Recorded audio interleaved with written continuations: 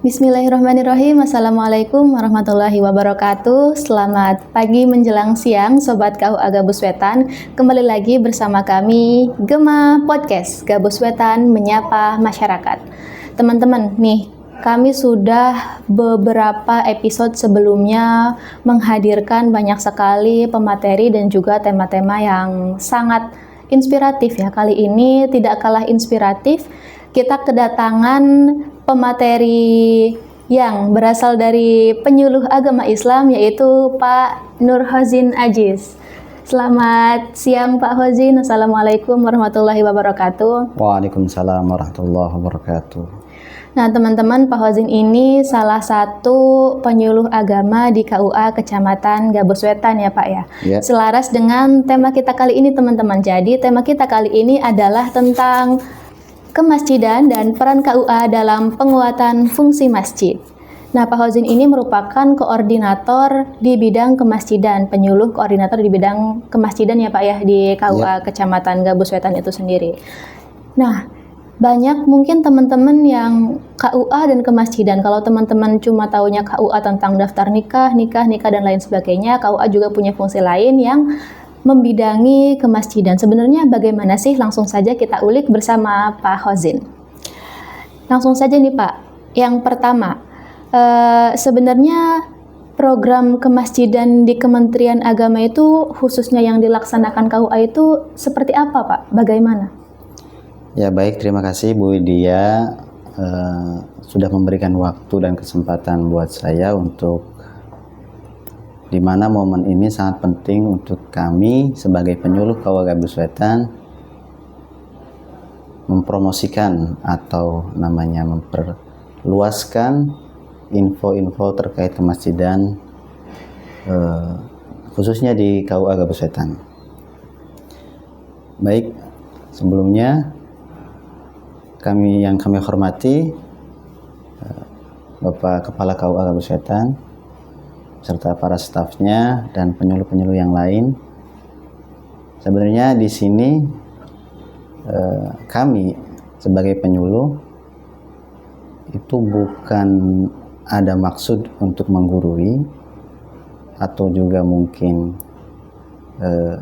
sok tahu atau seperti apa, tapi ini jadi salah satu kewajiban kami juga untuk memberikan edukasi atau layanan kepada publik sehingga layanan kami di KUA dapat terrealisasikan, dapat diterima oleh khalayak banyak, baik di dunia nyata maupun di dunia maya, seperti itu. Nah, maka nyuwun dimaklumi Bu Widya, barangkali nanti penjelasan terkait kemasjidan banyak yang kurang maksimal karena kami juga walaupun keterbatasan kami, tapi kami insya Allah ingin menyampaikan semampu kami saja, seperti itu maksudnya. Ya baik. Assalamualaikum warahmatullahi wabarakatuh. Waalaikumsalam warahmatullahi wabarakatuh. Yang pertama tadi bahwasanya dalam Kementerian Agama ada program namanya BKM. Beda lagi antara DKM dan BKM Bu Widya. Wah. Jadi ini adalah satu program buatan Kementerian Agama khususnya di bidang kemakmuran masjid. Namanya itu BKM, Badan Kemakmuran atau Kesejahteraan Masjid. Tentu teknis dan peruntukannya juga berbeda antara BKM dan DKM, seperti itu. Dan BKM sendiri itu langsung di SK-kan oleh Kementerian Agama yang diketuai langsung oleh kepala KUA masing-masing di setiap kecamatannya. Sedangkan kalau DKM, mereka yang mengurus atau yang di SK-kan oleh yayasannya mungkin di setiap masjidnya, seperti itu. Maka dalam hal ini dengan dikomandoi oleh Kepala KUA, dalam hal ini Bapak Naib Muhammad Hasbi, kami selaku penyuluh sebagai anggotanya otomatis ya Bu ya, itu bergerak dalam rangka memakmurkan masjid. Bukan hanya memakmurkan, tapi juga mendata, membina, dan juga memberikan edukasi terkait kemasjidan. Karena walau bagaimanapun, masjid itu bukan hanya tempat sholat saja Bu ya, tapi banyak manfaatnya, banyak peruntukannya. Bahkan Nabi Muhammad SAW pun memerintahkan membangun sebuah masjid itu bukan hanya untuk daripada tempat ibadah, melainkan tempat pendidikan, tempat majelis taklim, tempat TPQ dan lain sebagainya. Maka peran penyuluh KUA Gabus Wetan di sini adalah untuk itu, memakmurkan baik dalam segi pendidikannya maupun sarana dan prasarannya. Kurang lebih seperti itu Bu Dia. Nah, seperti itu ya teman-teman. Jadi sangat luas sekali bahwa bukan hanya DKM, mungkin kalau DKM sudah sangat familiar ya Pak ya di masyarakat kita. Ada juga BKM yang dikomandoi oleh kepala KUA di setiap kecamatan. Nah, pertanyaan selanjutnya nih Pak, kenapa aspek kemasjidan ini menjadi penting bagi KUA dan apa hubungannya dengan tugas pokok KUA sebagai pelayanan umat? Jadi KUA itu Bu Widya adalah ujung tombak. Penyuluh itu ujung tombak daripada program-program Kementerian Agama di tingkat kecamatan. Jadi semua program yang menyentuh langsung kehidupan keagamaan masyarakat, termasuk dalam hal ini pengelolaan masjid ataupun mushola, itu menjadi sangat penting daripada pelayanan KUA. Melalui pembinaan kemasjidan, kemudian KUA juga ikut memastikan bahwa kegiatan-kegiatan di masjid berjalan dengan lancar, tertib sesuai dengan syariat, dan mendukung daripada program Kementerian Agama, yakni moderasi beragama di masyarakat. Seperti itu. Jadi memang karena KUA sendiri itu ujung tombak dalam hal pelayanan keagamaan di masyarakat ya Pak. Oleh karena itu kemasjidan juga penting untuk betul sekali. KUA itu sendiri. Selanjutnya, nah tadi juga sebenarnya ini sudah sempat disinggung juga nih oleh Pak Hozin. Kan kita sering mendengar istilah pendataan masjid dan musola. Itu yang kita lakukan beberapa waktu lalu juga ya Pak ya. Nah, sebenarnya apa sih Pak tujuan utama dari kegiatan pendataan tersebut? Ya, baik. Jadi tujuan utama daripada pendataan yang mungkin seringkali kita lakukan, bahkan di 1 tahun itu 2-3 kali kita melakukan pendataan. Lebih dari 1 kali ya Pak. Itu bisa jadi karena kami ingin memberikan pelayanan yang maksimal berupa pendataan yang valid. Jadi bukan hanya kita formalitas saja pendataan seperti itu, akan tetapi antara data dan juga di lapangan itu sesuai dan valid, terverifikasi. Kemudian juga bukan hanya agar datanya valid, tapi juga kita agar bisa mengetahui kondisi terkininya seperti apa, kemudian aktivitas masjidnya, musholanya seperti apa, dan juga data ini penting untuk dasar kebijakan, bahwa bisa jadi kemudian hari akan ada kebijakan-kebijakan pemerintah terkait daripada kelembagaan kemasjidan. Makanya syarat daripada pembinaan dan kebijakan tersebut adalah salah satunya dengan cara pendataan seperti itu. Seperti itu Bu. Ya, siap Pak. Berarti memang sangat penting karena selain untuk memverifikasi langsung juga sebagai landasan untuk kebijakan-kebijakan pemerintah Pak ya terkait masjid itu sendiri.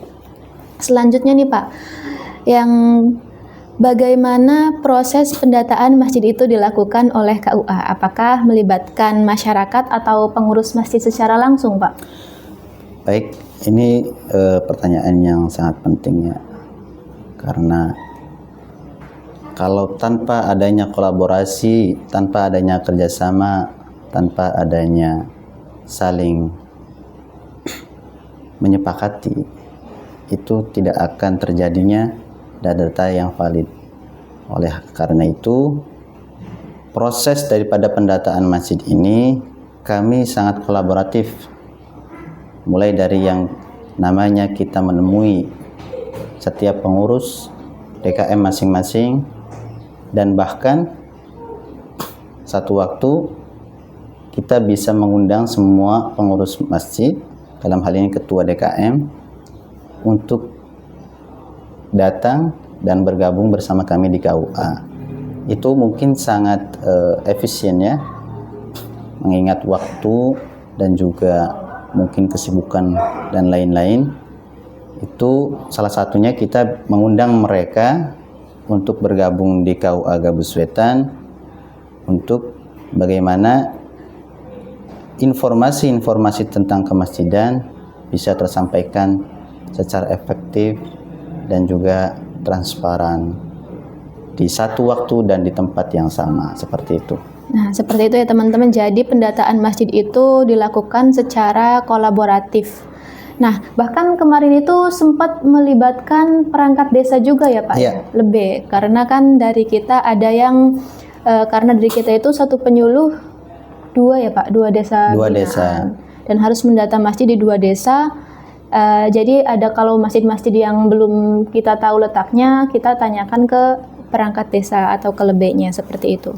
Kemudian selanjutnya nih Pak, saat ini nih, apakah seluruh masjid di wilayah binaan KUA Gabus Wetan sudah terdata secara resmi Pak?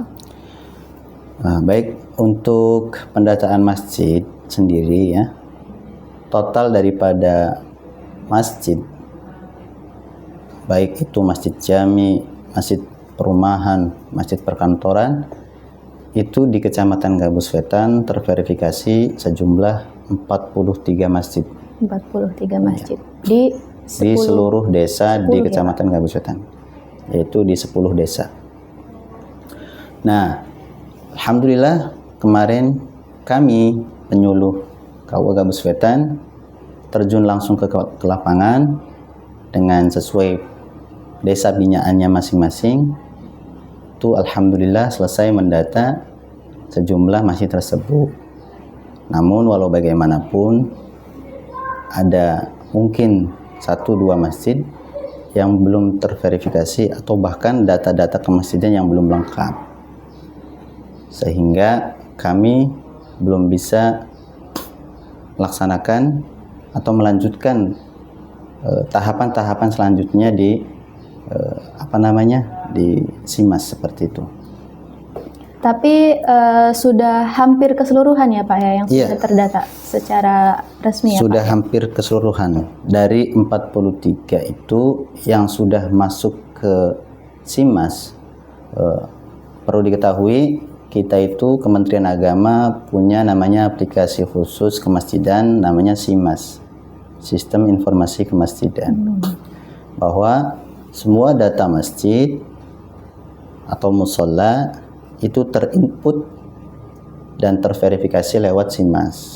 Makanya kemarin dari 43 masjid itu baru 41 alhamdulillah sudah masuk ke SIMAS. Nah, adapun SIMAS itu peruntukannya adalah tadi untuk bagaimana masjid itu bisa terdaftar. Seperti itu kurang lebih. Siap Pak, terima kasih. Nah terus terkait dengan masjid nih Pak, mungkin ada beberapa sobat-sobat teman-teman KUA Gabus Wetan yang sudah mendengar, ada juga yang belum mendengar tentang piagam masjid. Itu saya rasa walaupun sudah ada yang pernah mendengar, tapi banyak juga yang belum pernah mendengar piagam masjid nih Pak. Apa sih Pak piagam masjid itu sendiri Pak? Bisa tolong dijelaskan? Seperti pada umumnya, kata dasar daripada piagam itu sendiri adalah sebuah penghargaan, pengakuan, atau juga bisa sebagai legalitas. Maka ketika masjid itu sudah lengkap datanya, kemudian kegiatannya sudah berjalan aktif, barulah DKM mengajukan daripada namanya piagam kemasjidan. Melalui KUA Gabus Wetan, kami siap membantu untuk menerbitkan piagam masjid, baik itu mungkin secara administrasinya maupun secara apa-apa yang nanti perlu dibutuhkan selama proses verifikasi piagam, seperti itu. Selanjutnya nih Pak, apa saja kriteria masjid yang bisa mendapatkan piagam masjid dan bagaimana cara mendapatkan piagamnya Pak? Tentu kriterianya itu sangat mudah Bu Dia. Ya. Apa tuh Pak? Saking mudahnya sambil tiduran juga kayaknya bisa gitu kan, seperti itu. Jadi kriterianya itu sangat sederhana. Masjid yang pertama itu masjid harus memiliki identitas. Identitas itu seperti profil masjid, pengurus masjid, siapa saja pengurusnya, kemudian siapa saja imamnya, khotibnya selama sholat Jumat, kemudian bilalnya juga, agar kemudian selain itu juga kegiatan ibadahnya berjalan dengan aktif, dan status tanahnya ini yang paling penting ya, karena banyak dari kita dari DKM masjid yang enggan mengajukan proses piagam masjid, dalam hal ini namanya ID masjid, itu terkendala di akte wakaf yang bermasalah. Kemudian mungkin juga karena sebagian besar dari pengurus DKM itu notabene seorang petani, jadi untuk melakukan namanya persyaratan itu mungkin agak kurang dalam segi kesiapannya, seperti itu. Makanya setelah datanya diverifikasi oleh KUA, kalau sudah lengkap semuanya dan diinput ke SIMAS, barulah piagam bisa diterbitkan. Untuk itu, kepada warga masyarakat, bagi yang kesulitan dalam pengajuan, bisa langsung menghubungi kami di sosial media juga ada, atau bisa langsung datang ke KUA-nya. Untuk barulah piagam bisa diterbitkan secara resmi oleh Kementerian Agama. Seperti itu. Siap Pak, baik. Jadi masyarakat dan teman-teman KUA Gabus Wetan kalau ingin menerbitkan piagam masjid, dan apalagi kalau masih bingung atau juga mungkin aduh gimana ya, itu bisa langsung datang ke KUA atau menghubungi kami melalui media sosial. Nah, tapi nih Pak, masyarakat juga mungkin bingung, kenapa sih masjid itu harus punya piagam gitu? Kayak tadi seperti yang Pak Hozin bilang, mungkin tanah wakafnya harus diurus dulu, kemudian juga mungkin ada beberapa DKM yang waktunya terhambat karena pekerjaannya yang notabene-nya mungkin sebagai petani atau pekerjaan-pekerjaan lain gitu Pak. Jadi apa pentingnya piagam masjid gitu Pak? Manfaat dari piagam masjid sendiri itu apa sih Pak? Ya, manfaatnya daripada kenapa kita harus membuat namanya piagam masjid itu sangat banyak kegunaannya, itu peruntukannya. Yang pertama, dengan adanya piagam ini, yang paling utama adalah masjid punya legitimasi atau legalitas. Artinya masjid ini benar-benar diakui, bukan hanya diakui oleh pemerintah desa, pemerintah kecamatan, tetapi juga diakui oleh Kementerian Agama. Sehingga sertifikat tanah wakaf dan sebagainya itu tentu kalau sudah ada legitimasi atau legalitas, artinya akses dalam berbagai hal itu sangat mudah. Seperti adanya pengajuan bantuan, kemudian adanya pembinaan, sehingga sertifikat tanah wakaf itu sangat membantu sekali, sangat bermanfaat daripada keberlangsungan kemakmuran masjid itu sendiri. Jadi untuk persyaratan, barangkali besok ada bantuan atau kebijakan-kebijakan dari pemerintah. Selain itu, piagamnya juga bisa meningkatkan kepercayaan masyarakat. Itu yang penting juga agar masyarakat itu mengakui dan juga memberikan penghargaan kepada tentunya Dewan Kemakmuran Masjid, bahwa masjidnya benar-benar benar-benar dipercaya oleh masyarakat dengan adanya piagam ini. Itu maka masyarakat tentunya akan menjadi lebih rajin untuk datang ke masjid, baik itu untuk beribadah maupun mengikuti majelis taklim dan lain sebagainya. Jadi memang banyak sekali ya Pak manfaat dari piagam masjid ini, sobat-sobat KUA Gabus Wetan. Selain untuk menjadikan masjid sebagai legal, juga sebagai syarat nantinya kalau ada kebijakan seperti adanya bantuan-bantuan dari Kementerian Agama ya. Karena syaratnya salah satunya yaitu harus punya piagam masjid ya Pak ya. Nah, selanjutnya nih Pak, dari kita sendiri nih, selain pendataan dan pemberian piagam, apa bentuk pembinaan kemasjidan lain yang dilakukan oleh KUA nih Pak? Nah, untuk bentuk pembinaan sendiri, kami dari penyuluh KUA Gabus Wetan itu dari jauh-jauh hari, bahkan mungkin dari awal berdirinya KUA sendiri itu sudah ada namanya program penyuluhan seperti di Majelis Taklim, kemudian juga di Taman Pendidikan Quran, yang notabene tempat sarana prasarannya itu di masjid. Maka dengan program penyuluhan itu juga kami sepilkan atau kami berikan juga wawasan tentang kemasjidan, seperti di Majelis Taklim, kemudian juga kita beri pembinaan ketika sholat Jumat di khutbahnya, dan juga kegiatan agama yang lain. Selain itu, penyuluh agama juga sering mengadakan kegiatan umum formal yang lainnya, yang tentunya kegiatan ini benar-benar bermanfaat bagi masyarakat dan bagi jamaah, seperti itu.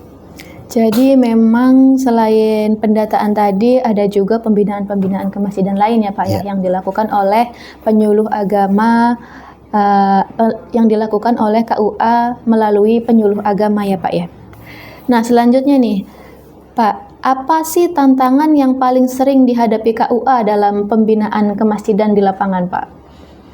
Ya, sebenarnya tantangannya itu utamanya biasanya soal koordinasi atau soal temu tatap muka dengan para pelaku DKM itu, dan juga selain lambatnya koordinasi ini juga adanya keterbatasan sumber daya, baik di pengurusnya maupun di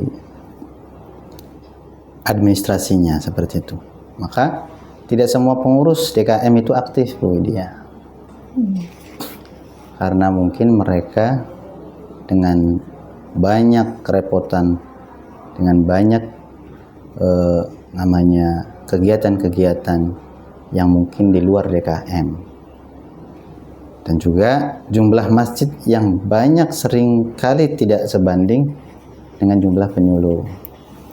Artinya dari banyaknya masjid itu, kemudian dengan keterbatasan jumlah penyuluh itu kurang sebanding daripada tugas-tugas yang diberikan.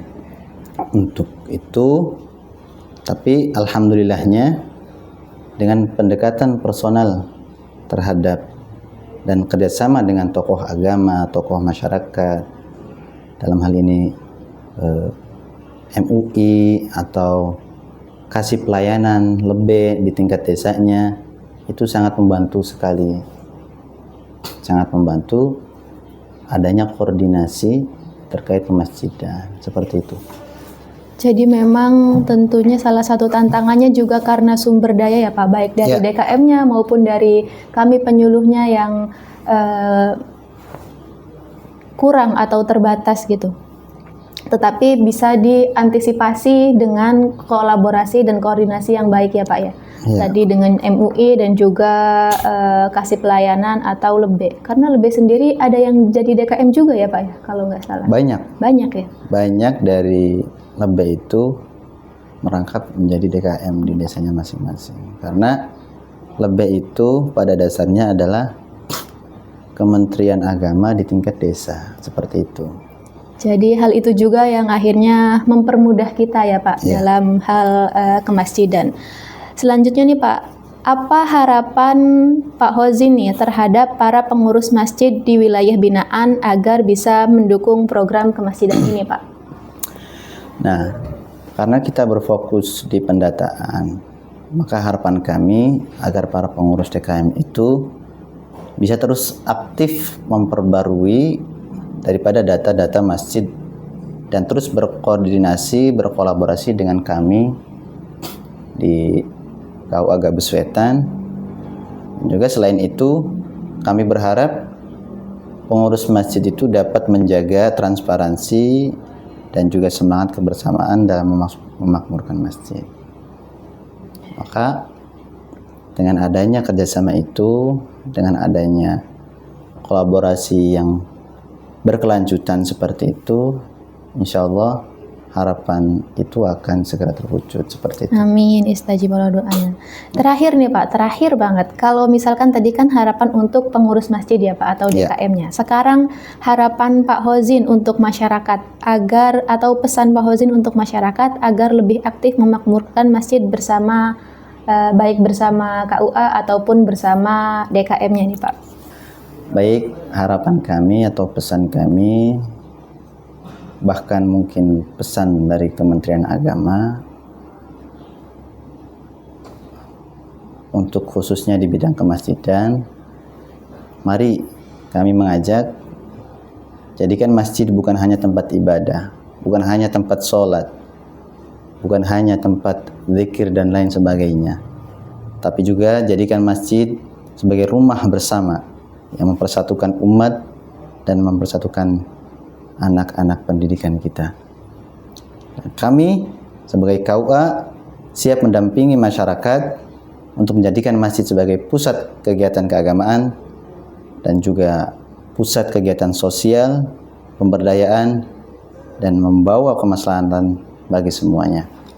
Untuk itu, terima kasih bagi para DKM, pengurus DKM atau pengurus mushola masjid yang sudah menyempatkan waktunya untuk aktif bekerja sama dengan kami dalam rangka pendataan masjid.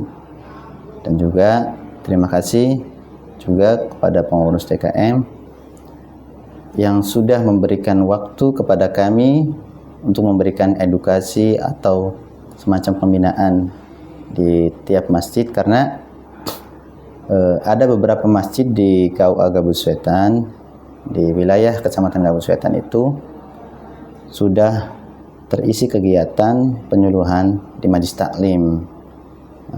Dan bagi masjid-masjid yang belum melaksanakan kegiatan Majelis Taklim, silakan mendaftar atau datang.